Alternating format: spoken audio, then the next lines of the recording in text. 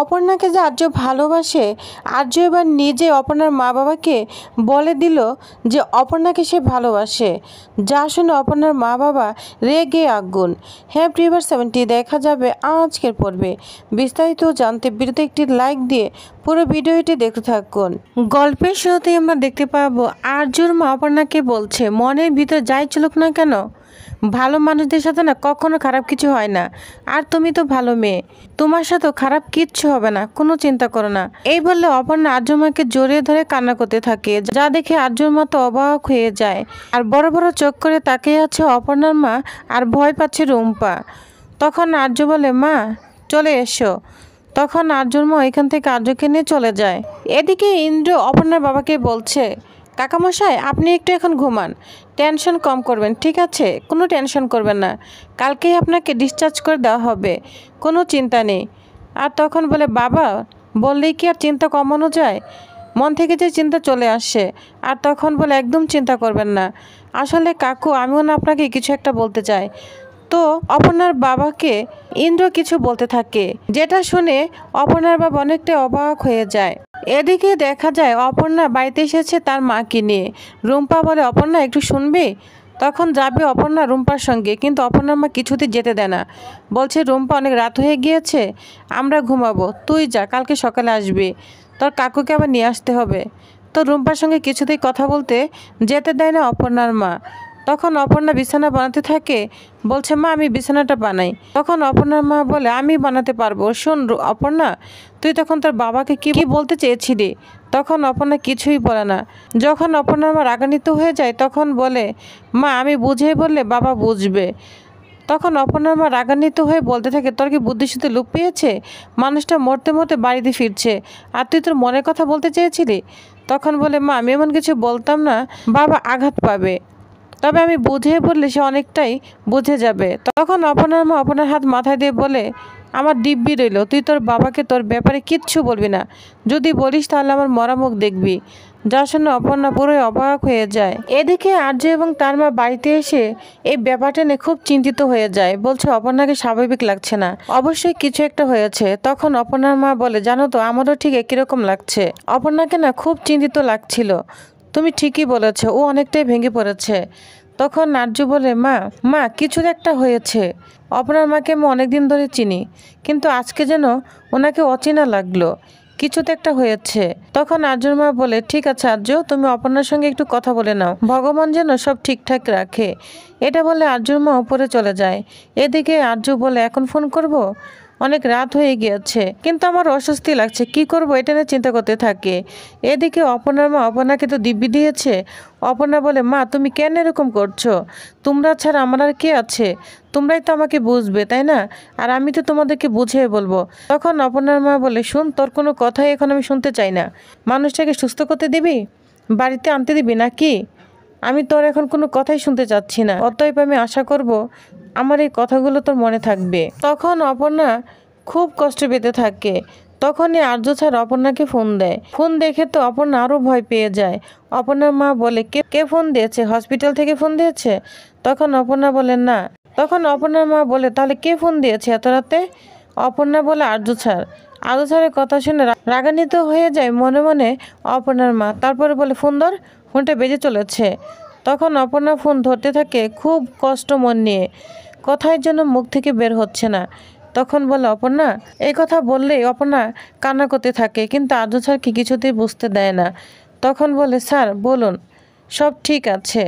তখন আর্য বলে, আমার মনে হয় কোনো কিছুই ঠিক নেই, তোমার কথায় কণ্ঠে কোনো কিছু বুঝতে পারছি না যে ঠিক আছে। তখন অপর্ণা কান্না করে বলতে থাকে, স্যার আমি আমার বাবার চিন্তায় একটু কষ্ট পাচ্ছি, যে মানুষটা সবসময় চোখের সামনে হেঁটে বেড়াতো সে হসপিটালে বেডে শুয়ে আছে, এজন্যই আমার খুব কষ্ট লাগছে, এজন্য আমি কথা বলতে পারছি না। তখন আর্য বলে, না অপর্ণা, তুমি আমাকে মিথ্যা বলছো, কিছু একটা হয়েছে, ঠিক আছে? তুমি যদি আমাকে না বলতে চাও বলো না, তবে পরে যদি মনে চাই বলো। কালকে আমি সকালে হসপিটালে আসছি, তোমার বাবাকে ডিসচার্জ করে দিবে, তাই ওইখানে আমাকে থাকতে হবে। আর তখন অপর্ণা বলে, স্যার আমি কালকে অফিসে। তখন আর্য বলে, না অপর্ণা, তোমাকে কালকে অফিসে আসতে হবে না, এমনকি তুমি 2-3 দিনও অফ নিতে পারো।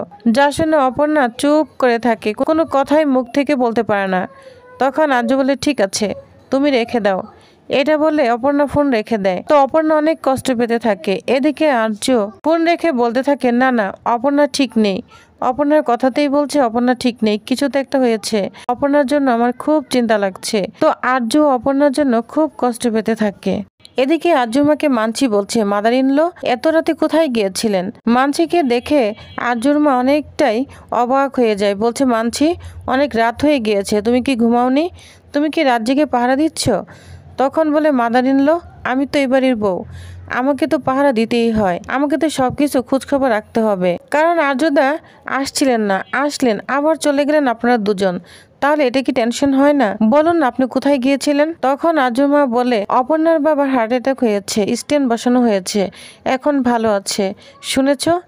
তখন বলে এত কিছু হয়ে গিয়েছে আর আমি কিছুই জানি না, আমাকে তো নিয়ে যেতে পারতেন। তখন আর্যর মা বলে আমি ক্লান্ত মানুষই, আমাকে এখন ভিতরে যেতে হবে, আর এখন সব ঠিক আছে, বুঝতে পেরেছ?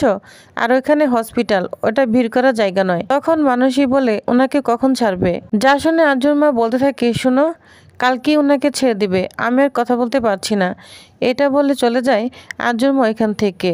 আর তখন মানুষই বলতে থাকে বা আত্মীয় স্বজন হসপিটালে থাকলে কেউ যায় না এত রাতে ছুটে, আর ওনারা মা ছেলে মিলে ছুটে গিয়েছে। এদিকে দেখা যায় অপর্ণা শুয়ে আছে, খুব কষ্ট পাচ্ছে অপর্ণা। বলছে আমার কাছে মনে হয় এই কিছুক্ষণের মধ্যেই পৃথিবীর দুই ভাগ হয়ে গিয়েছে, মাকে আমি কিছুতেই বোঝাতে পারছি না, আর স্যার আমি আপনাকেও বলতে পারছি না, কিছুতেই বলতে পারছি না। তো অপর্ণা ছটফট করতে থাকে, তখন ছাদে চলে যায়। তখন ওইখানে রুম্পা চলে আসে। রুম্পাকে দেখে অপর্ণা অবাক হয়ে যায়, বলছে রুম্পা তুই? তখন বলে হ্যাঁ বল কি হয়েছে অপর্ণা, আমার মনে হয় কিছু একটা হয়েছে। তখন অপর্ণা বলে মা সব কিছু জেনে গিয়েছে। তখন রুম্পা বলে এই ভয়টাই আমি পাচ্ছিলাম। তখন বলে জানিস তো এর জন্য না আমি দোষী, আর্য স্যার যে সমস্ত খরচ দিয়েছে এটা কাকিমণিকে আমিই বলেছি। আর তখনই কাকিমণি ধন্যবাদ দিতে আর্য স্যারের কাছে চলে যায় আর তোদেরকে দেখে ফেলে। হ্যাঁ হ্যাঁ আমিই দোষী। তখন অপর্ণা বলে সবকিছু নিজের গায়ে দোষ নিবি না রুম্পা, যা হবার না তাই হয়েছে, এটা আমার ভাগ্যে ছিল, কিন্তু এখন কি করব আমি কিছুই বুঝতে পারছি না। তখন রুম্পা বলে তাহলে তুই এখন কি করবি? তখন অপর্ণা বলে জানিস তো কি করব আমি কিছুই বুঝতে পারছি না, আমি স্যারকে ছাড়া বাঁচবো না, কিন্তু স্যারকে আমি কষ্ট দিতেও পারবো না। মা বাবা যে সব জেনে গিয়েছে, স্যার তো কিছুই জানে না, না জেনেই স্যার আমাদের সাহায্য করেছে, আমি স্যারকে কষ্ট দিতে পারবো না। তখন রুম্পা বলে কিন্তু স্যারের সঙ্গে কথা বলে একটা সমাধান হতে পারে, তুই বরং স্যারের সঙ্গে কথা বল। তখনই অপর্ণার মা এখানে চলে আসে, বলতে থাকে তুই যত নষ্টের গোড়া, তুই আমার মেয়েকে আর্য স্যারের কাছে ঠেলে দিয়েছিস, সব বুঝতে পেরেছি। রুম্পাকে অপমান করতে থাকে। তখন বলে মা তুমি ওকে অপমান করো না, আমি আর্য স্যারকে ভালোবেসেছি, আর আর্য স্যারকে স্যার আমি বাঁচবো না। যা শুনে তো অপর্ণার মা অবাক হয়ে যায়, বলছে শুন তোর ওই মুখে না আর একটা কথাও বলবি না, আমি শুনতে চাই না, তোর আর্য স্যারের সঙ্গে প্রেমের কথা আমি শুনতে চাই না, এটা কখনোই হবে না, তুই ভুলে যা স্যারকে, ভুলে যা বলছি। তখন অপর্ণা রাগান্বিত হয়ে ওইখান থেকে চলে যায়। অপর্ণার মা বলতে থাকে অপর্ণা তোর কষ্ট আমি বুঝি, আমি যে মা, তোকে যদি আমি এখন না আটকাই পরে তুই আর বেশি কষ্ট পাবি। এটা বলে অপর্ণার মাও কান্না করতে থাকে। এদিকে দেখা যায় আর্য চিন্তা করতে থাকে কিছু তো একটা হয়েছে, আমি কি অপর্ণাকে ফোন দিব? না এত রাতে ফোন দেওয়া ঠিক হবে না, মেয়েটা সারাদিন অনেক ধকল গিয়েছে, এখন একটু শান্তিমতো ঘুমাক। তবে এটা বুঝতে পেরেছি কিছু তো হয়েছে, যাক কালকে গিয়ে অবশ্যই আমি জানবো কি হয়েছে। এদিকে সকাল হয়ে যায়, আর্য আর্যকে গুড মর্নিং জানাই, বলছে আর্য আজকে কি তুমি আপনার বাবার ওইখানে যাবে? আজকে তো ডিসচার্জ করে দিবে। তখন বলে হ্যাঁ মা আমি যাব, ওনাদের বাড়িতে ছেড়ে পরে আমি অফিসে যাব। তখন আর্যর মা বলে জানো তো আপনার মা বাবা বাইরের কারো কাছ থেকে তোমাদের সম্পর্কটা শুনলে অনেক আঘাত পাবে। তখন আর্য বলে হ্যাঁ এটা আমিও বুঝতে পেরেছি, অপর্ণাও রিয়েলাইজ করেছে, তাই ও জানো তো কথাটা মা বাবাকে নিজেই বলতে চেয়েছিল। ঘটনাটা না হলে অপর্ণা হয়তো এতক্ষণে বলেও ফেলতে পারতো, কিন্তু কথাটার বলা হয়ে উঠেনি। তখন আর্যর মা বলে আর্য অপর্ণা অনেক ছোট, তোমাকেই বলতে হবে, কারণ ওরা তোমাকে অনেক ভরসা করে। আর্যর মার কথা শুনে আর্য অনেকটা চমকে যায়, অবাক হয়ে তাকিয়ে থাকে। তো প্রিভিয়াস তাহলে আপনাদের কি মনে হয় এবার কি আর্য নিজেই আপনার মা বাবাকে তাদের ভালোবাসার কথা বলবে? কি হতে চলেছে নেক্সট আকর্ষণীয় পড়বে?